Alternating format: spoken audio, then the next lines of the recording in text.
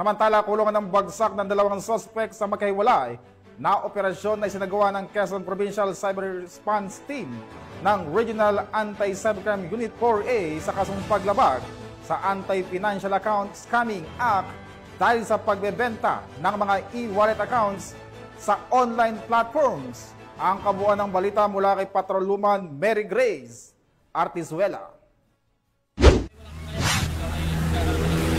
Timbog ang dalawang individual sa magkahiwalay na operasyon na ikinasa ng Quezon Provincial Cyber Response Team ng RACO 4A sa Quezon at Lucena City dahil sa pagbebenta ng e-wallet accounts sa online platforms.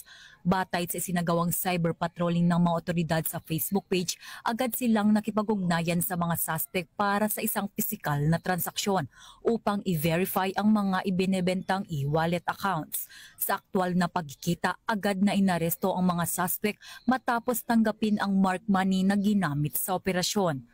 Nahaharap ang mga naarestong suspect sa paglabag sa Republic Act No. 12010 o Anti-Financial Accounts Scamming Act o AFASA na may kaugnayan sa Republic Act No. 10175 o Cybercrime Prevention Act of 2012.